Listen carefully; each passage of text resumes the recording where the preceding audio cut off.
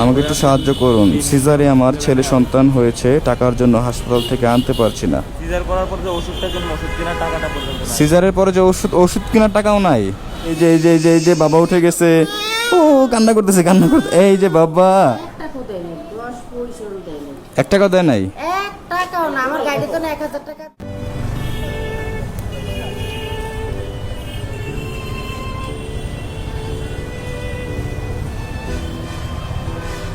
কি সমস্যা ওনার কবির? ওখানে লেখা আছে আপনার সাহায্য দরকার। চলো তো।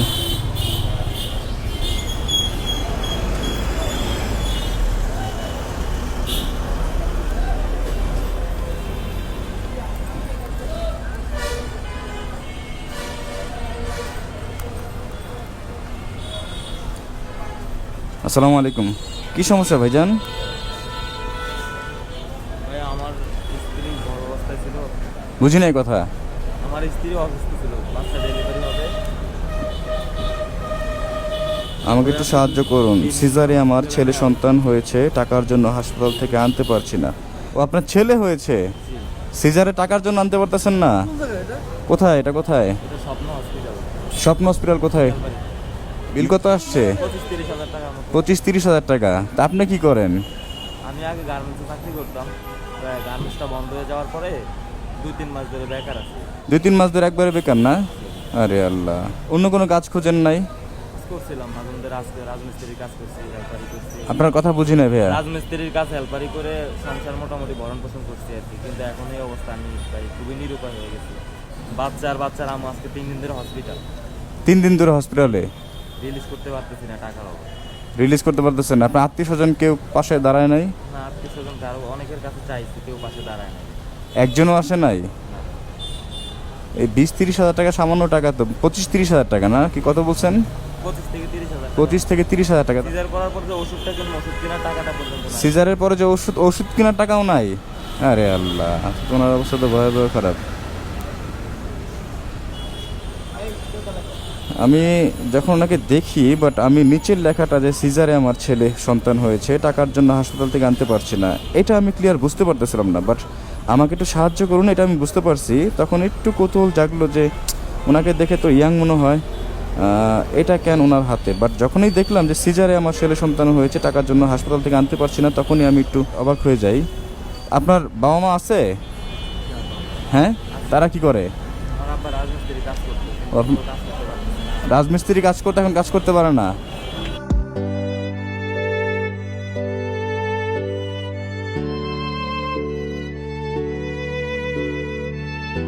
অনেক জায়গায় চাকরির জন্য ট্রাই করছিলাম, চেষ্টা করছি চাকরি নেয়, কিন্তু কোথাও চাকরি হয় না। পরে বাধ্য হয়ে আমি রাজমিস্ত্রি হেল্পারি করছি। হেল্পারি করে আমার সংসারটা মোটামুটি চালাইছিলাম। এখনই ডেলিভারি অবস্থায় আমি কিছু করতে পারছি না, আমি পুরো অসহায় হয়ে গেছি। এই জন্য আসছি আর কি আপনাদের কাছে সাহায্য চাওয়ার জন্য। আচ্ছা, আমি হসপিটাল যেতে পারবো? জি জি, আপনার হসপিটাল সমস্যা নেই তো কোনো? আমার যদি বিশ্বাস না হয় হসপিটাল গিয়ে দেখতে পারেন। হ্যাঁ, যদি বিশ্বাস না করেন হসপিটাল গিয়ে দেখতে পারেন। কত লাগবে বলছেন? স্বপ্ন হসপিটাল লাগবে কত টাকা? 25-30 হাজার টাকার মতো। 25-30 হাজার। একটা মানুষ সামান্য কিছু টাকার জন্য, তার কত আছে আমার কাছে? না, 25-30 হাজার হবে না। কবির, এক কাজ করো, বুথ আছে আশেপাশে কোথাও? আমার বাইকটা নিয়ে যাও, ধরো 30 হাজার টাকা বুথ থেকে তুলে আনো তাড়াতাড়ি। ঠিক আছে, এখনই যাও, তাড়াতাড়ি যাও।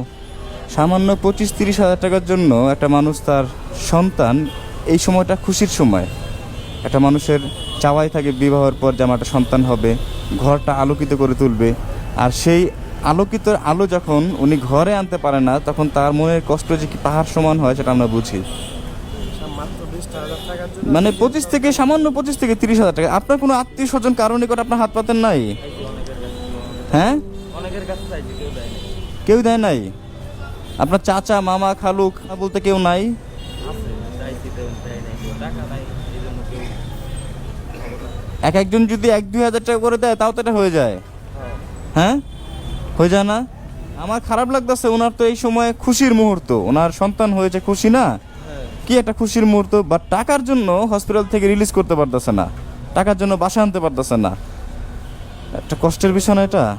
আল্লাহ, আল্লাহ পাক যে আমাদের কতটা ভালো রাখছে, আল্লাহ পাকের নিকট শুকরিয়া আদায় করে মনে হয় শেষ হবার মতো না। ইস, এই লেখাটা আমি যতবার পড়তেছি ততবার আমি অবাক হয়ে যাচ্ছি যে সিজারে আমার ছেলে সন্তান হয়েছে, টাকার জন্য হাসপাতাল থেকে আনতে পারছি না। একটা বাবা কখন রাস্তার পাশে এমন একটা লিফলেট নিয়ে দাঁড়িয়ে থাকে, যখন সে নিরুপায় হয়ে যায়, দেয়ালে পিঠ থেকে যায়। এক কাজ করো, কবির ফোন তাড়াতাড়ি ফোন দাও, দেখো কোথায় আছে। যে রাস্তায় এসে লিফলেট নিয়ে দাঁড়াবে এটা কখনো আশাও করিনি। এমন একটা পরিস্থিতিতে এসে পড়ছি, এই জন্য দাঁড়ানো লাগছে। নিজের ওয়াইফ এবং সন্তানের কথা ভেবে রাস্তা দাঁড়ানো লাগছে। আমি কখনো রাস্তা দাঁড়ানোর কথা ভাবিও নাই। চাকরির জন্য অনেক চেষ্টা করছিলাম, কিন্তু চাকরি হয় না, চাকরি নিতে পারিনি, চাকরি নাই। আল্লাহ, ওনার চোখে মুখে শুধু হতাশার ছাপ। একটাবার তাকিয়ে দেখেন যে ওনার দুই চোখে, মানে আমি তো সরাসরি দেখতেছি, আমার মনে হয় কলিজাটা ফেটে যাচ্ছে। ওনার দুই চোখে একদম হতাশার ছাপ। মানে উনি কি করবে, নিরুপায় হয়ে দেয়ালে পিঠ থেকে গেলে মানুষ যখন অসহায়ত্ব মেনে নেয় তখন তার এই পরিস্থিতি হয় যে আমার বউ সন্তানের জন্য আর কি করব, এটাই আমার শেষ পথ ছিল। আল্লাহ, কোথায় কোথায় আসো? আসছে, তাদের করতে বলো। কোথায় আসছে? ভূত তো আমি জানি আশেপাশে অভাব নাই। পাইছো পাইছো, তাদের আসো তাদের আসো। আচ্ছা, আপনি হসপিটালে গেলে তো অসুবিধা নেই না? চলেন। কোথায় কবির, কোথায়? চলো চলো চলো, ভাইজান আসেন, আপনি আসেন। হ্যাঁ, কত নিয়ে আসছো? 30। এক কাজ করো, এটা ব্যাগে রাখো। চলো তো বাবু, একটু চাবিটা দাও। আপনি আমার সাথে আসেন, ইনশাল্লাহ আজকে আপনার বাবাকে বাসায় নিয়ে যেতে পারবেন।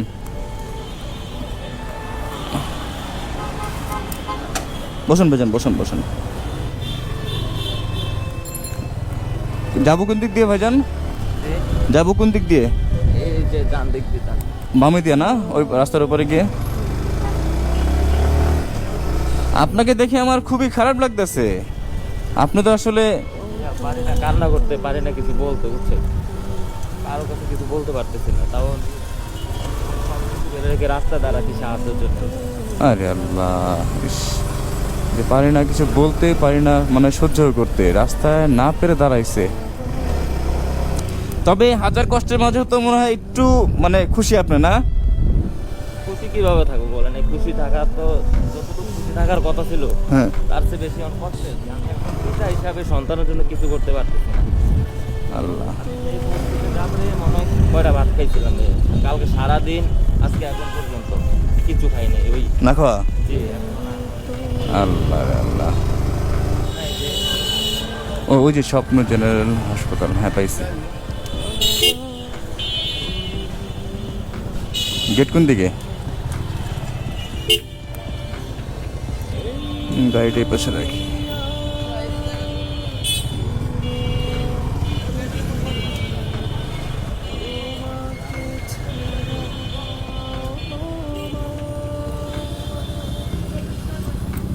তাহলে মারো, চলেন ভাইজান।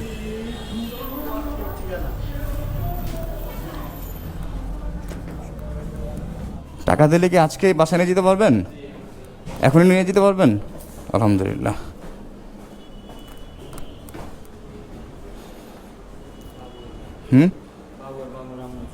না না, বাবুর আম্মুকে দেখবো না, আমি জাস্ট বাবুটাকে দেখবো।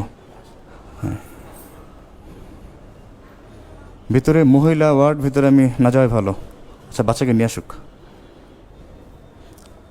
ও আসছে, মাশাআল্লাহ, কত সুন্দর পা দেখো। একটু কোলে নিয়ে ভেজেন আমি। এই যে যে যে যে বাবা বাবা, আল্লাহ আল্লাহ, কত ছোট। আল্লাহ, আমার কত খুশি লাগতেছে। মাশাআল্লাহ মাশাআল্লাহ, দেখো, আল্লাহ মাশাআল্লাহ, আলহামদুলিল্লাহ।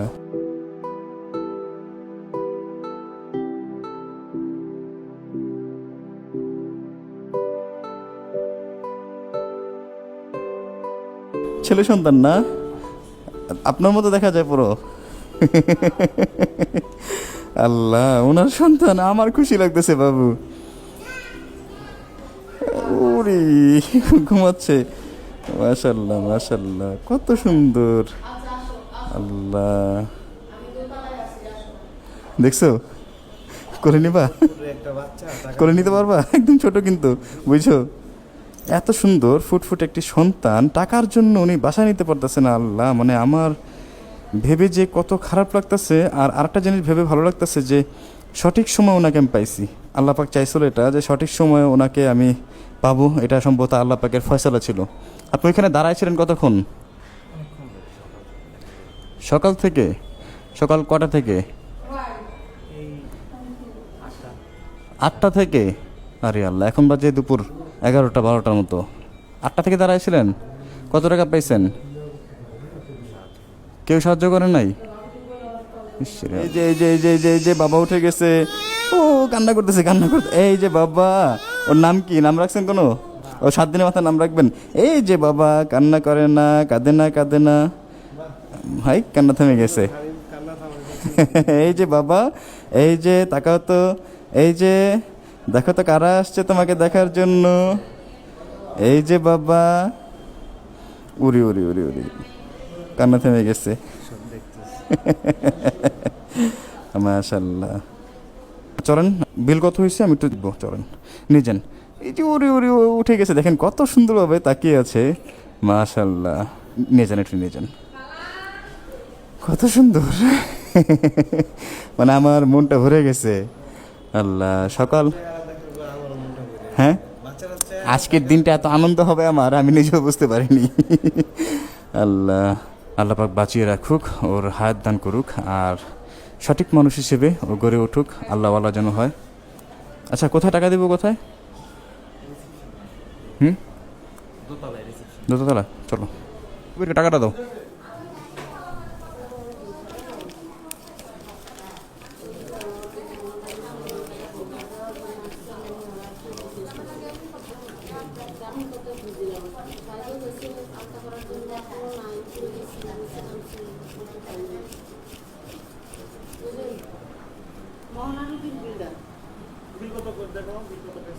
আপনি কই আছেন? বাবা, 1 টাকাও দেয় নাই, 10 পয়সাও দেয় নাই। 1 টাকা দেয় নাই? 1 টাকাও না। আমার গাড়িতে তো 1000 টাকা দিয়ে আমি শুরু করার সামনে 1000 টাকা দিয়ে টাকা করছি আমার গাড়িতে নিয়ে দিয়ে। উনি রাস্তার এক পাশে দাঁড়ায় ছিল, মানে সাহায্যের জন্য। আপনি জানেন মানুষ এই সময় খুশি হয়, আর উনি টাকার জন্য সন্তানকে বাসা নিতে পারতেছিল না, এই অবস্থা। Total test mesh blood down হয়ে 22000 টাকা। আচ্ছা, এখানে দেখেন কত আছে। হ্যাঁ, আমি মেডিকেল ওষুধ পরি বুঝিয়ে দিব। আচ্ছা ঠিক আছে, টাকাও দিতে পারেনি উনি শুরু থেকে, ওষুধের টাকাও না। আল্লাহ, টাকা তো আর হেল্প করে না বুঝতে পারছিস, একটা মানুষ। আমি 1000 টাকা দিয়ে আমার তো অফিসের তো নবীতন হিসাব দিতে আছে। কি বলবো, কালকে রাতে 11:30 পর্যন্ত আমি ঘুরে ধরেন, এবার খুশি? অনেক খুশি ভাইয়া, ওই আল্লাহ ভালো করবে। আল্লাহ, ওনার চোখে পানি টলটল করতেছে। আল্লাহ, মানে ওনাকে আমি যতবার দেখতেছি আমার নিজের কাছে আফসোস লাগতেছে যে একটা মানুষ কতটা অসহায় হয়ে গেলে এভাবে রাস্তার পাশে দাঁড়িয়ে থাকে, তার সন্তানকে বাসায় আনবে। এত আদরের সন্তান, এক খুশির দিন আজকে। যাক, অন্তত এই খুশির দিনটাকে আরও খুশি বাড়িয়ে দিতে পারছি, এটার জন্য আল্লাহ পাকের নিকট আমি শুকরিয়া জানাই। কি কান্না করেন কেন? উপরে আসেন, আমি তাড়াতাড়ি চলেন চলেন চলেন। দিব না। আচ্ছা, কতক্ষণ লাগবে ভাইজান? একটু তাড়াতাড়ি, আমরা চলে যাবো তো। আচ্ছা, ওকে ওকে ওকে, চলো চলো, চলেন ভাইজান, চলেন চলেন, একটু তাড়াতাড়ি করেন। হ্যাঁ, উপরে আসেন, যাই উনি কখন বাসায় যাবে, কখন একটু শান্তি হবে? হ্যাঁ, বুঝি না। কেমন বাসায় থাকে আপনি দেখলে অবাক হয়ে যাবেন। তাই নাকি? কেন, কেমন বাসা? বস্তিতে? ইস রে আল্লাহ, আল্লাহ। আমাদের হসপিটালে টাকা পয়সা যা লেনদেন ছিল সব ক্লিয়ার। এখন আমাদের অপেক্ষার পালা, সেটা হলো আর বাচ্চাটাকে নিয়ে আমরা গাড়িতে উঠিয়ে দেবো। উনি যতটুকটা খুশি তার থেকে মনে হয় আমি বেশি খুশি যে এমন একটা কাজে আমি থাকতে পেরে। আল্লাহ পাকের নিকট আমি আবারও শুকরিয়া আদায় করি যে একটা আবার চিন্তা করেন যে একটা বাবার মনে কতটা কষ্ট থাকলে, একটা বাবার পিঠ দেয়ালে কতটা পরিমাণ ঠেকে গেলে উনি নিরুপায় হয়ে রাস্তার এক কোণে একটি লিফলেট নিয়ে দাঁড়িয়ে থাকে। সন্তান সিজারে জন্মগ্রহণ হয়েছে, হসপিটাল থেকে আনতে পারতেছে না টাকার জন্য। এটা আসলে একটা কষ্টের একটা জিনিস, এটা মানে ভাবতেই খারাপ লাগে, বুকটা ফেটে যায়। তারপরও এখন আমার খুশি লাগতেছে যে আসলে ওনাকে আমি সঠিক সময় পেয়েছি। এটা সম্ভবত আল্লাহ পাক চেয়েছেন। হয়েছে হয়েছে, দেখি ওই ঘুমাচ্ছে। এই যে চাচু বাবা, ঘুমাচ্ছে দেখো কবির। আচ্ছা হয়ে গেছে না? কেন না আপনার একটু ধরেন, আস্তে আস্তে আস্তে। ওনাকে এক কাজ করেন, লিফটে নিয়ে যান, লিফটে নিয়ে যান। উনি হাঁটতে পারবে না। লিফটে যাবে না, ওনাকে লিফটে নামান। অবশেষে অপেক্ষার পালা শেষ। যেই মানুষটি কিছুক্ষণ আগেও টাকার জন্য আজকে 2 দিন যাবত বাচ্চাকে বাসায় নিতে পারতেছিল না, আর আজকে হঠাৎের মধ্যে উনি বাসায় যাচ্ছে। ওই উপরে যাবে নাকি আল্লাহ, আজকে উনি বাসায় যাচ্ছে। ওয়ালাইকুম আসসালাম, ভালো আছেন? এটা আসলে একটা খুশির মুহূর্ত, আর এই খুশির মুহূর্তে আমি থাকতে পেরে আমি আরো আনন্দিত। টাকার কাছে পুরো অসহায় স্বীকার করে নিচ্ছিল যে ওনার বাচ্চাকে নিতে পারবে নাকি। কি ভাইয়া তুমি খুশি? অনেক খুশি ভাইয়া। বুঝলেন? আসলে আপনি এই সময়কালে যে আপনি আমার পাশে দাঁড়াইছেন, আপনি আমাকে সাহায্য করছেন, আমি যে আপনাকে কি বলবো ধন্যবাদ দেবো আমি নিজেও জানি না ভাইয়া। এসেছি তাদের কাছে, যদি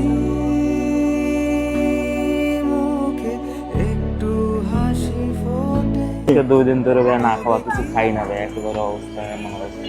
আপনার সাথে আমার দেখা হয়ে গেছে, আপনি এ করছেন ভাইয়া, অনেক কৃতজ্ঞতা ভাইয়া। 2 দিন ধরে না খাওয়া তুমি? আল্লাহ। এখন তোমার সন্তানটাকে দেখো তো একটু, দেখছো? ধরো, তুমি করে নাও, করে নাও। আল্লাহ, কলিজা ভরে গেছে এখন। হ্যাঁ ভাইয়া খুশিতে কান্না করতে ইচ্ছা করতেছে, কিন্তু চোখ দিয়ে পানি আসতেছে না। কেন পানি আসে না কেন? 2 দিন ধরে অনেক কান্না করছি ভাইয়া, কি বুঝতে করবো পারছি না আমি। করবো বুঝতে পারতেছি না, মাথা কাজ করতেছিল না, কিভাবে টাকা ম্যানেজ করে কিভাবে হাসপাতাল থেকে নিয়ে যাব, এই চিন্তায় মনে করেন যে মানে একটা মানুষ কোন পর্যায়ে চলে গেলে তার চোখের পানি পর্যন্ত শেষ হয়ে যায় জানেন? যখন উনি কান্না করতে করতে ওনার চোখের পানি একদম শেষ হয়ে যায়, যে কতটা কষ্ট থাকলে, কত পরিমাণ কান্না করলে শেষ পর্যন্ত তার চোখের মানে বুক ফেটে যায়, অন্তত চোখের পানি বের হয় না আর। কত পরিমাণ কান্না করলে, যে আপনারা একবার চিন্তা করেন যে আল্লাহ পাক আমাদের কতটা ভালো রাখছে এই দুনিয়াতে, তারপর আমরা আমাদের জায়গা থেকে অভিযোগের শেষ নাই আমাদের। অথচ ওনার দিকে একবার তাকালে আমাদের নিজেদের অবস্থানটা আমরা বুঝতে পারি। এই জন্য আমাদের নবী করিম সাল্লাল্লাহু আলাইহি ওয়াসাল্লাম সবসময় বলছেন যে তোমার থেকে যে বড় তার দিকে তাকাবা না, সবসময় তোমার থেকে যে নিচে আছে তার দিকে তাকাবা, তাহলে তুমি তোমার অবস্থান বুঝতে পারবা।